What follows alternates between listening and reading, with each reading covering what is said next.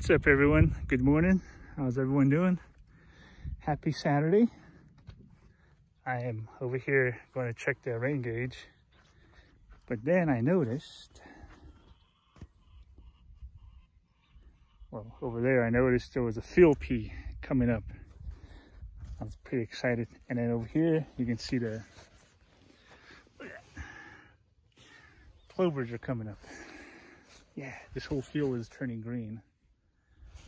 It was covered with straw, but the wind gust that came a month ago, yeah, it was pretty strong, like 45, 50 mile per hour wind gust. The one that broke the corner post for the netting, blew it all the way over here 4 millimeters. Yeah.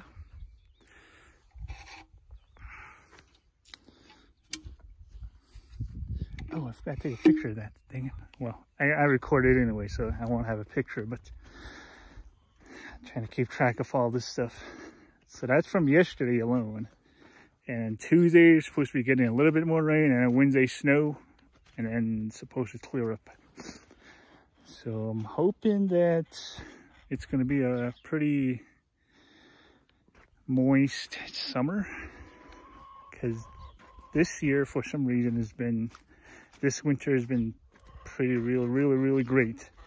And so far spring's been awesome as well. So, you know, just very grateful for that, because I sowed the cover crops back in December, and you can see where it's covered. A lot of these are coming up. Yeah, just a mixture. I'm pretty sure some of the seeds that I threw out over here, I just broadcasted by hand over here back in, I think it was September. So I'm pretty sure all of that probably blew over here somewhere. And then I came back in December, and I did the fruit tree, 9 in line, and this whole row over there. I ran my little Hacienda, and it was just a mix. I still gotta get that list for you guys, right? I know for sure field peas in there. There's like 3 or 4 different types of clovers.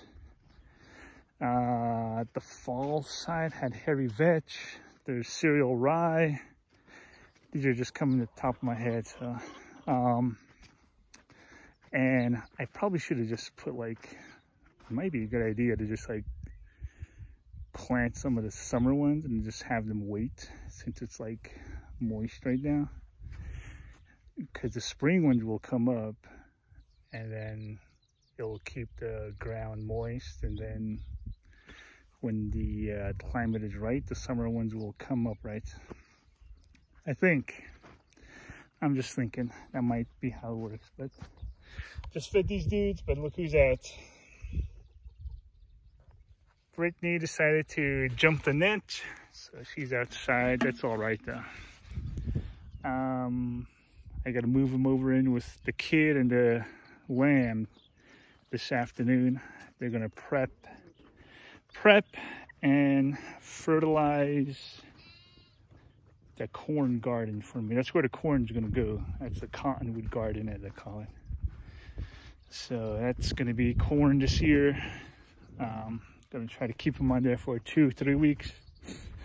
I'd say like 3 weeks. Try to get as much manure on there as possible, and then after that, just cover it like we did the other 2 garden sections. But this one will be fully covered, so the half of the silage chart that's left will be covering that. Pretty exciting. And usually corn, our average last frost is like May 15th. So I'm thinking like the weekend before Memorial Day week, or would that be considered a Memorial Day weekend? So the Monday, the Saturday, right before, 2 days before Memorial Day weekend, or that is Memorial Day weekend, right? It's a 3-day weekend, so yeah. So Memorial Day weekend, I usually plant corn. Last year I tried like the beginning of May, it was funny. It was just like experimenting and all this. And April was like really, really sunny and warm, but then it was really dry, and I just did like a little area. Nothing came up, so. But the one I did around May Memorial Day weekend, those ones are ones that came up. And so that's usually kind of like my ideal time to plant corn in my area, and they tend to do really well. So, and we have like a 90, 100 day variety. It's just been passed down from my grandparents. And on my dad's side, his aunt, she had blue corn. I saved some, but I don't know what my mom did with it. I wanted to plant some by itself so that, you know, I can have hers to carry on. But 2 years ago, I mixed that with my grandma's and grandfather's. So it's like, why not, you know, the best of both worlds, I guess, you know. So that's the seed I'll be planting this year in the corn. So it's just like a mix. It was kind of crazy. My Nully, my dad's aunt, they grew blue corn. So I think my dad's side of the family, they were growing for like, how do you say it, to mill and to make it into flour, to grind it. Is that what they call it? Like mill, like milling corn. I think that's mainly what they use it for. Where on my mom's side, my grandma, my grandpa, what they passed on to my mom was that, I mean, there was like ears of corn left, or just like a little sack as well. But ours, we don't have any blue corn. It's crazy. We have like white, yellow, red, the red striped one, a couple black, and it's like a variety, like the colorful variety one. So I think there was like, the two families had two different types of corn.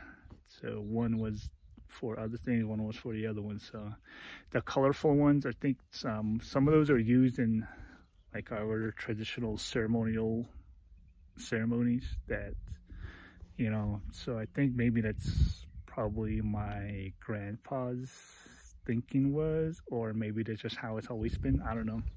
But somewhere along the way, I think some people kind of got away from the colorful ones and just went straight blue, or some would go straight yellow, white. I don't know. But that's just like, all I can speak of is from like how I see, you know, my dad's side, my Nully, my mom's aunt, and my grandparents, how they were, you know, doing theirs.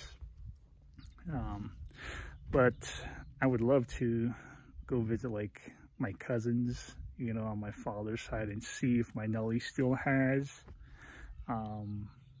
if she had any corn seeds left over, and even just a little pouch. That would be awesome, you know, just to plant one field 1 year just by itself, and just have that, you know, to carry on its own. So, but like I said, I just mixed hers and my grandparents together the other year, and that's what I saved. So you can tell the difference too. The blue corn on my Nullies, they're huge. I mean, the kernels are like this big, you know.